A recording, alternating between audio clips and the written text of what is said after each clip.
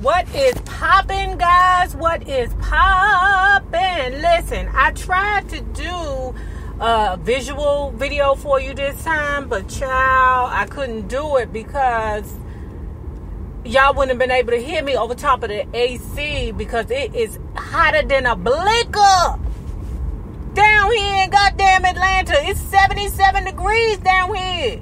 And it's April fucking 2nd. What is going on with y'all? What is going on? But enough talk about that. Let's talk about this. Hey guys, hey, this is Nay. Follow me on IG, Periscope, Twitter, Spreaker.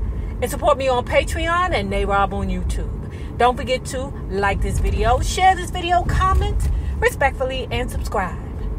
Now, let's talk about the Real Housewives of Atlanta Season 10 finale and overall performance, right? So you know we're not going to do the recap or the review. You know I just do discussions. But before we get into that, I want to tell you all that I had so much fun with you guys yesterday when I was cooking Sunday dinner that I want to come back on every Sunday at 1 o'clock, because that's when I start cooking Sunday dinner. And yes, and do that every Sunday and go live with you all every Sunday. And y'all know I was hesitant about doing lives because it's like you really have to be on point. You know what I'm saying? Like you want to look your best in front of the camera and you're taking a chance because anything could happen. You know, we're living in a brand new luxury condo, but where I was living before, it was an old building. So anything could happen. A goddamn silverfish could crawl up the goddamn wall, and I wouldn't know it until I seen the replay on the daggone live. So that's why, like, you never know what happened. The place can catch on fire. You know, my nephew could be in the background cussing or something. So us YouTube creators, we get kind of nervous about doing lives. But, you know, once you do it, I see, and you get comfortable with it, then, you know, it can be a good, fun thing. And I had a lot of fun with you guys. So tell me what you think. Do you all want to cook dinner with me on Sunday at 1 o'clock? I swear we all can just, you know, post up our phones and my iPad while we're cooking Sunday dinner.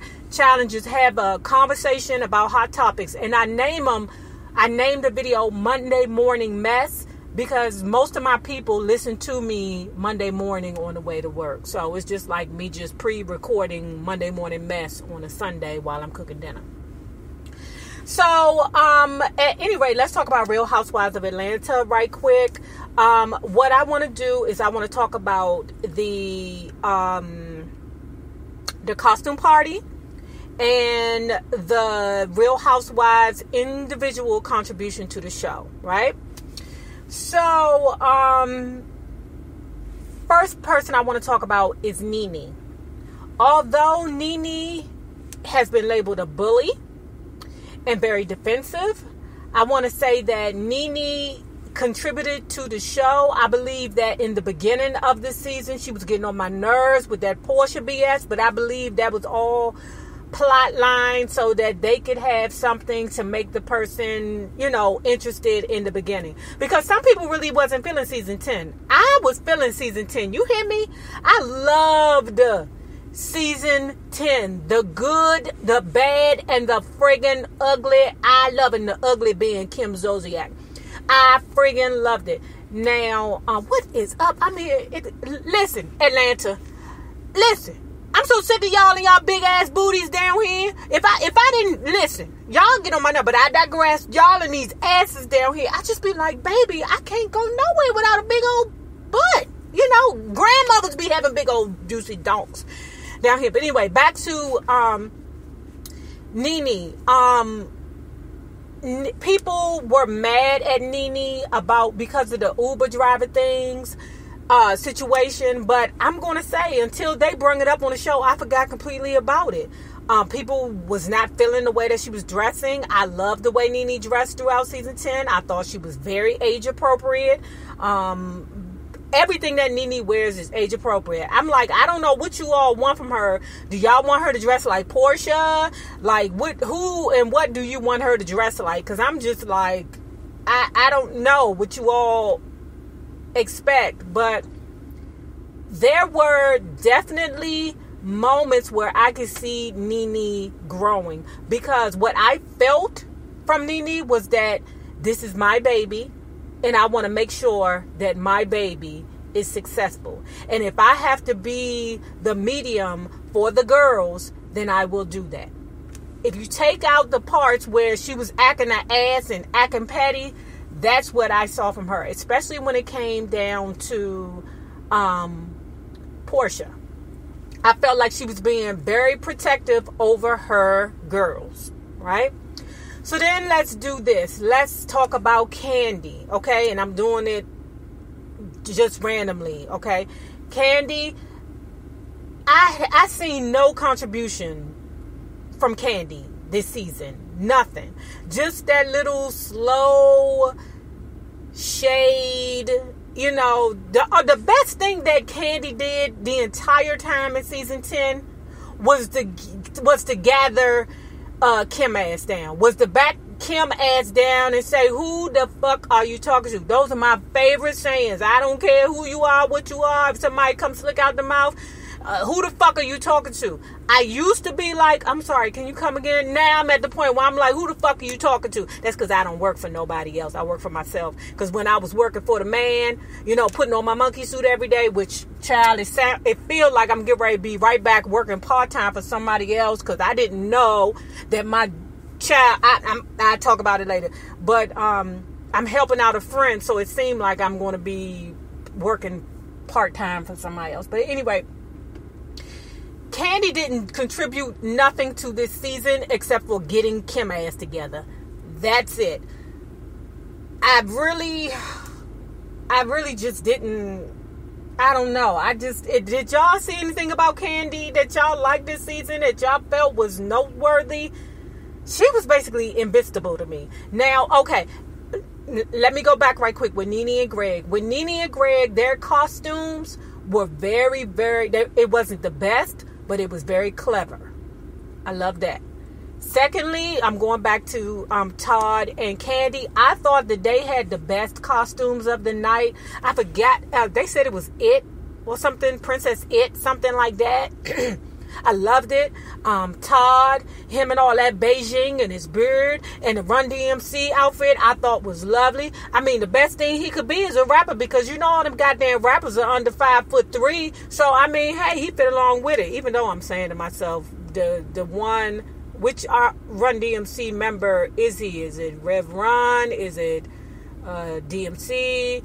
Is it Jam Master Jay? Because I think DMC was tall, but I don't know, because you know all these damn hip-hop artists look tall when they're in a damn video. That's because they find like women that's like 4'2" and then stand next to them, child, and you can't wear heels while you on set with the mother suckers. Then they be all, you know, in their feelings because the girl taller than them wear heels on. But I digress.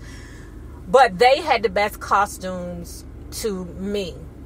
But again, Kandi didn't contribute a goddamn thing except for her promoting more of her businesses, and I'm tired of her promoting all her businesses. I mean, I respect the hustle, I do, but girl, you got to be more than that. And I realized that Baby Ace was part of her storyline.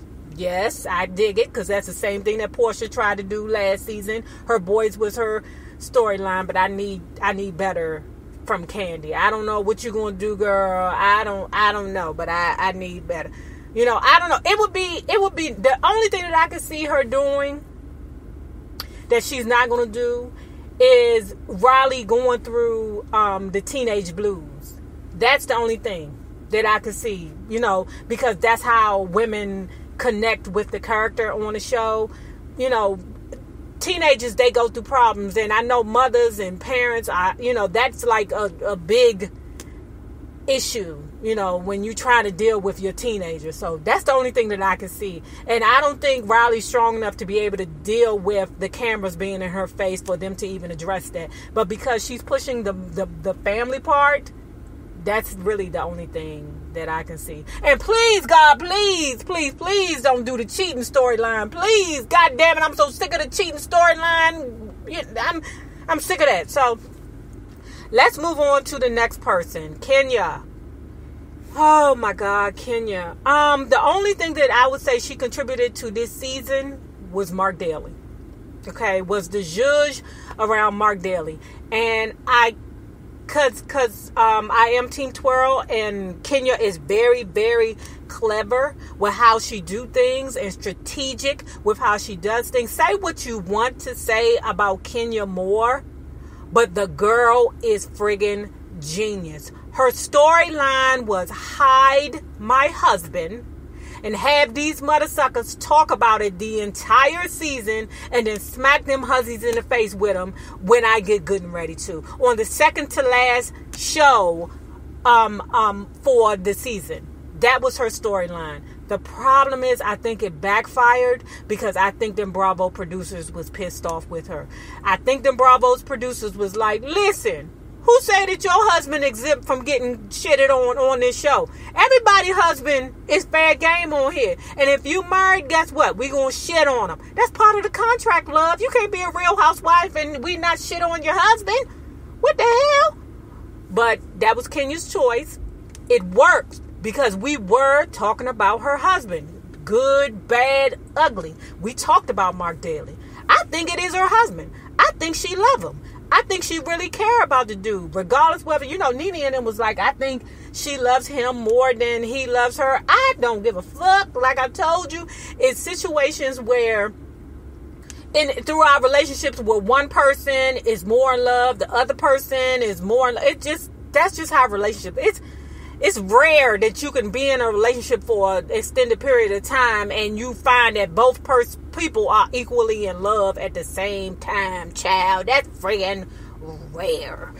So, I don't know what Kenya's future holds for her, but I really hope she either gets a spinoff or she transfers to the Real Housewives of New York, because like I keep saying, I want her to give that goddamn Bethany Frankel the blues. And did you see her and Michael Rappaport on Watch What Happens Live? Ooh, my God, I love Kenya. I love her. She is wonderful. She is time enough for them hussies. She is, oh my God, I love her. Oh, Jesus, I love her. Okay, and I can't wait for the Real Housewives of Atlanta Season 10 reunion, because when I tell you she know how to keep that goddamn poker face on when that beast of a Marlo came in, and we're going to get to Marlo later, but we got to get through all the stars before we get to the co-stars, right? So, and I don't, that she was Victoria's Secret's model, okay, all right, whatever it was that she was, okay, shout to La Vista. That was dry. That was at the bottom. Bottom. Boo. So then, we did Nene. Okay, let's do Sheree. We getting back to the ugly. Good, bad, ugly. Sheree got on my goddamn nerves, but that hussy deserves her peach. You hear me? She deserves her peach. And that hussy knows who got some pull on that show, on Bravo. And she stood right next to her. That would be that goddamn Kim Zolciak, but we'll get to her later. But let me tell you something. Sheree earned that daggone peach. Even if it meant she had to come up with a BS storyline like Tyrone Biggums. I told y'all that I really believe that Tyrone Biggums and Sheree pulled a scam together. Right? And Sheree and Tyrone Biggums, because they pulled that scam together, basically Tyrone Biggums is probably taking the brunt of everything, but she's supporting him while he's in jail. Now, while she's supporting him in jail, it probably was this judge about, okay, Sheree and Tyrone Biggums have a relationship. When for real, it ain't really a relationship, because if you ask me, Sheree Whitfield don't want nobody's penis. She wants a vagina, if you ask me. And excuse me. I feel some mixture, some curiosity going on. We're going to talk about more curiosity in a minute. But I believe that was her storyline. Like, basically, Sheree looks very, very, very desperate on the show. And what makes her good for the show is that hussy would do any friggin' thing to maintain that peach. And she's coming back. Because the Real Housewives of Atlanta producers know that hussy is desperate. Did y'all see her outfits this season? Did y'all see that? Like, literally, that Cleopatra she had on, I was like, where the hell did she get that from? I know she must be renting it. Because she ain't got no money. She didn't put every dime she had into that daggone supposedly man cave for Tyrone Biggums. And didn't he throw her in a trick bag? I told y'all what them daggone prisoners be doing is they be like, oh, baby, I'll be out in 2 years. And for real, them ninjas be out in 200 years. And they be like, oh, baby, I just did, I wrote bad checks, and for real, they didn't scam the hell out of Lockheed and Martin and stole billions of goddamn dollars from everybody. I'm telling y'all, that is a prerequisite for the Real Housewives of Atlanta. If you ain't got scamming in your background, they don't want your ass. They be like, we need a mug shot in order to put you on the show. Dang. So the next person we're going to go to is we're going to go to Cynthia Bailey. Speaking of tendencies, Cynthia been talking about women and laying down with one or kissing one in the mouth just about the entire season.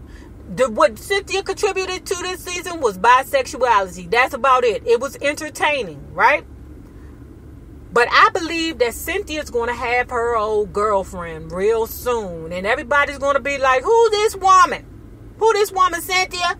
Why is she hanging around here, Cynthia? And it's going to be, oh, that's my sister. That's my best friend. I love her. But when she came into that goddamn outfit, into that costume party with that 50 Cent costume on, I said, oh my God. And when I tell you she was trying to act a little masculine, and I was like, first of all, I know Portia's panties is wet. That's first of all. I know Sheree's panties is wet, but she can't say nothing because she faking like her man is in goddamn jail.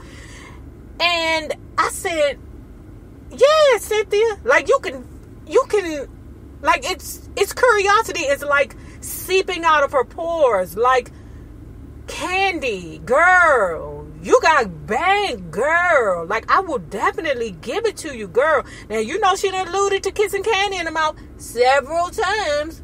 Enough for me to be like, Cynthia, what the hell is going on? But the next step is Cynthia's going to have her little lady friend. Because, that's the regular, what is that? That's the regular storyline. I'm having a baby. I got a girlfriend now. Oh, my husband is cheating on me. Oh, I done bought a new house. Now Sheree done made it. My boyfriend is locked up. It's just so many different storylines. So I wouldn't be surprised if Cynthia came back with a woman. Okay. Now, like I said, she contributed some curiosity teas and Will. That's it. So who else did we talk about? Oh, Portia. Portia's contribution to season 10 was just being the butt of the goddamn joke. That's all it was. That's it. That's motherfucking all. So we talked, and Portia and her sister, was so cute. It wasn't the best. Like I said, Candy and Todd were the best. I liked 50 Cent, but the thing about 50 Cent was, I don't think that's a costume. Okay? I don't think that's a costume. I think 50 Cent want to get her some prosthetics and give one of these women was full. Okay? So I don't think that's a costume. I think that's 50 Cent for real. So, the next thing is, let's talk about the co-stars. So, we talked about all of them, the Candy, blah, blah, blah. Okay, so let's talk about Kim, right? Kim made a huge contribution. The good, the bad, and the ugly. We hated to see that bitch, but we couldn't wait to see what that bitch had to say. What ignorant bitch shit this hussy had to say.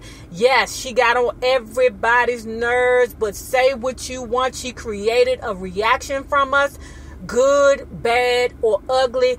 Give that hussy a peach, because I can't wait to hate that bitch next season. Okay? I can't wait to call her and Corey bigoted assholes next season. I can't wait to call Brielle a baby slut next season. So give that hussy a peach. Marlo, another co-star. What did Marlo do? Get that hussy a peach. I think they're scared to give her a peach because they know Marlo is about that friggin' work. I know that Marlo, just like, did y'all see her following around? And I love Marlo's costume too. Oh, wait a minute. Let me go back to Kim and Croy. Boo! Costume was terrible, bitch. The best that you could do was be Hugh Hefner in a Playboy bunny. Bitch, do something better. Be more creative, bitch. You could have just came as yourself. The before Kim Zolciak, before plastic surgery, and the after Kim Zolciak plastic surgery. That would have been more innovative than you coming in with Corey as Hugh Hefner and the damn Playboy bunny. Bitch, that was so dry. It was so lame. It was so dumb. Boo! Thumbs down. 2 thumbs down. So then we going on to Marlo. Marlo was very, very good too. Very, very good. Baps with the Halle Berry, the costume, everything. And then she had the white old man with her. And I'm saying to myself, ooh, Marlo loves her some white old man. And if you don't know it, you know, they showed a little gifts of her like everybody knows that I messed with a billionaire, that I was in a long-term relationship with a billionaire. Yes, we do know that you was fucking with Ted Turner. We do know it. We do know that you was Ted Turner and his wife's blow-up doll for fucking years. We know that. Y'all, I've been cussing up a daggone storm lately. I am so sorry, guys. I am so sorry. Because I know y'all want to listen to this in front of the daggone kids. But we do know that you was screwing on Ted Turner and his wife for years. And we do know that he bought your ass that damn townhouse. That's why you ain't got to pay a mortgage except for nothing. We do know that. But they scared to give that lady a daggone peach. Because Marlo might blow everybody out the water. All she needs is brown liquor. Don't Marlo look like old brown liquor, Winston-Salem? What's them cigarettes? Winston-Salem? You know, anyway, one of them cigarettes, that drag look like it'll kill you. That drag will kill you. That's why that lady talk like that. That's why she talk like Weezy from the Jeffersons. But give Marlo a friggin' peach. Shamia, don't give her nothing. Don't give her nothing but a piece of goddamn paper. Then we got Eva the Diva. What did she contribute? A little bit of shade. She's not strong enough to get a goddamn peach. I know that right. I know that's goddamn right. She ain't strong enough to get a peach. You know why? Because I don't trust a woman who would marry a man with a chin strap. It's 2018. You running for mayor and you wearing a chin strap? Girl, that's why his ass ain't get elected. Because he wearing chin straps. Damn it. I'm too damn old to be wearing a chin strap. This ain't 1990. You ain't a part of G-Unit. Shit. Who else was it? Shamia. Boo. Who else? Side chick. Anyway, guys, I can't think of nobody else. If I forgot anybody else, you know, let me know. Shamia was beautiful. She was friggin' beautiful. I'm trying to think who else. We got Kenya, Eva the Diva. I think I got everybody. If I forgot some people, guys, just put it below. And remember this, the same people you meet on the way up are always going to be the same people you meet on the way down. Naysayers, my patron loves. Have a good one. Deuce.